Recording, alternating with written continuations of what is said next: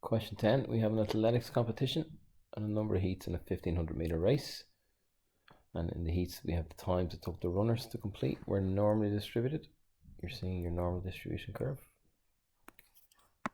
With a mean of 225, let's do our sketch properly. A mean of 225.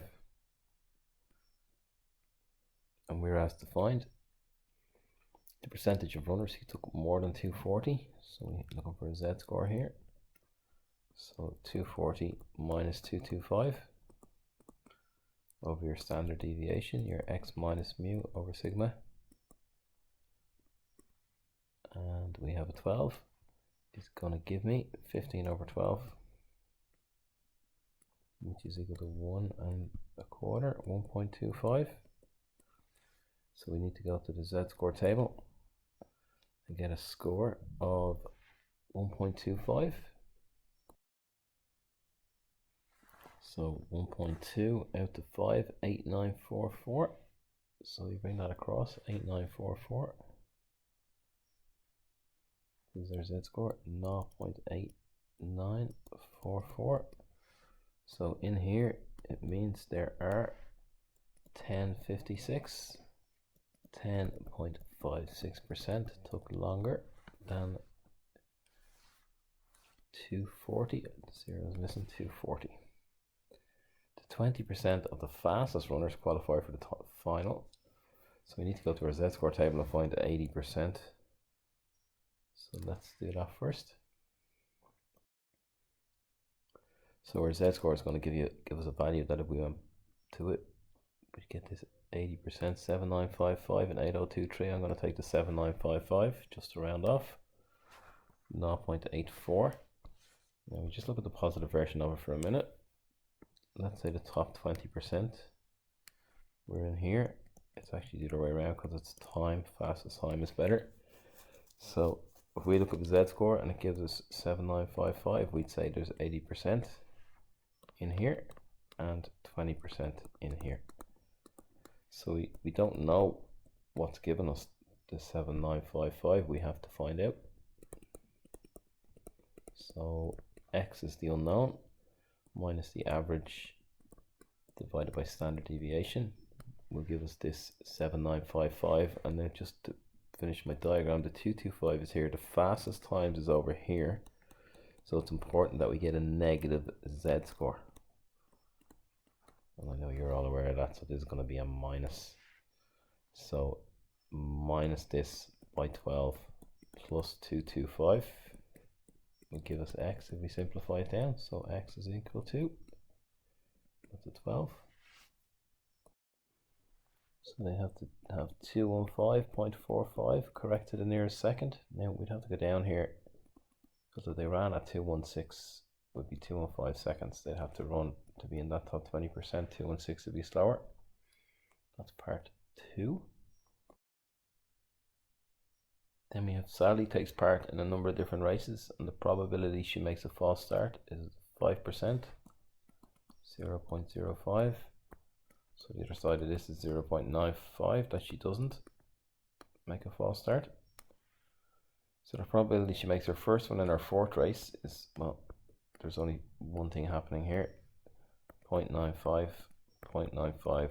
So she doesn't, but she does. So it's not a Bernoulli trial by 0.05. So 0.95 cubed by 0.05 is giving me 0.42868. That decimal should be there. 0.04, and we're asked to correct the 4 decimal places, 0.0429 for this one. Part C, we have our Bernoulli trial, 20 relay teams. For any particular team, the probability they drop the baton is 0.1. We can call that the probability of success is 0.1. And find the probability at most 2 drop it. So 0.9 is that they don't, and 0.1 is that they do. So at most 2 is the probability that none do, probability that 1 do, or the probability that 2 do, all added together. So 20 with none dropping. These are both going to be 1, as you know, but I'm just setting it up to be a Bernoulli. So 0.9 to the power of 20 is 0.1215. I'll double check these in a minute. 20 choose 1 by 0.1 to the power of 1 by 0.9 to the power of 19 is 2702 according to my calculator. And 20 choose 2 by 0.2 to the power of 2 by 0.9 to the power of 18 is 2852.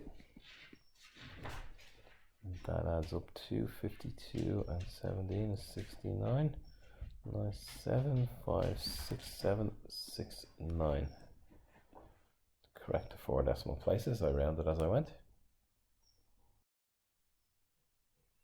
D, we have 300 runners in a road race, and each runner has a number 1 to 300, and they're not repeated. 2 runners are picked at random from the runners in this race. The probability that the sum of their numbers is 101. Okay, what are the options here? The number 1 would have to go with the number 100. Number 2 would have to be picked, followed by the number 99. So it's only the first 100 numbers. We can't have the number 101. So this is going to be 50 pairs. Keep going. But how many options are there for the first number? There's 100 options if you think about it, that we can still work with. The numbers 1 to 100. If we get any other number, we're gone. So there's 100 options out of the first 300, and then there's 299 left, and we would have to get the one specific one that would make it our first number add up to 101. So these two simplify down, I think, a little bit. 1 over 3 with 3299 is 897. 1 over 897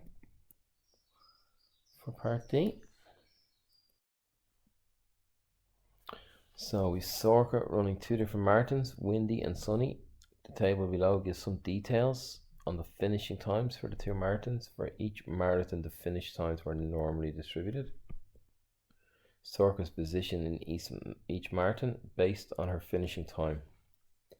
She came 5265 out of 6,000. We can see that down here. So use this fact, estimate her position in the sunny marathon.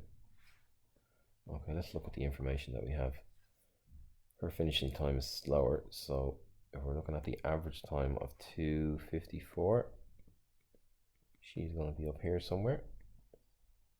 So it's going to be a positive z-score. So her time minus the average over standard deviation gives me a z-score, and the z-score is going to be her relative position, 5265 over 6,000. 5265 over 6,000 is 8775. So x will be equal to 38 by 0.8775 plus the 254. And that's going to give 287. I'll round it off to 87. I'll round it off to 287. Now, if she, we're told, I only saw that the second time, she finished the same time, her time was exactly the same.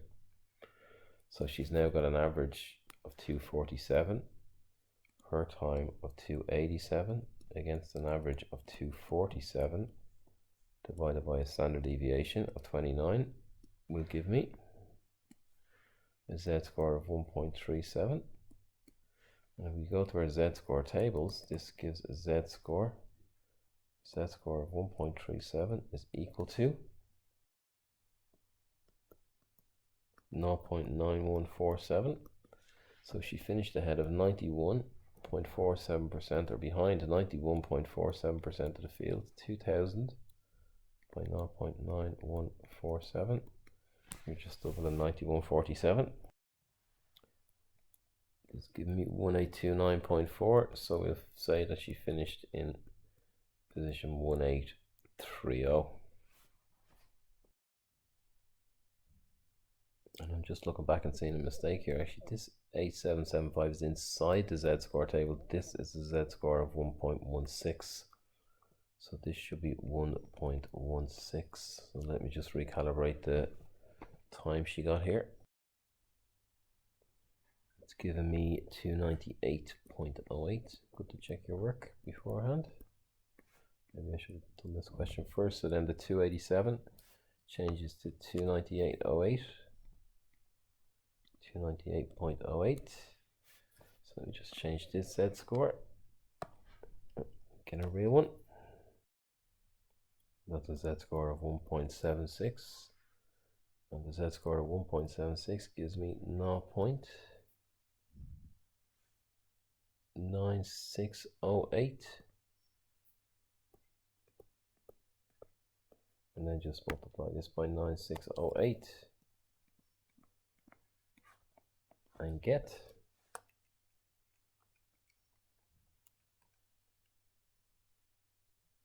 1921.6.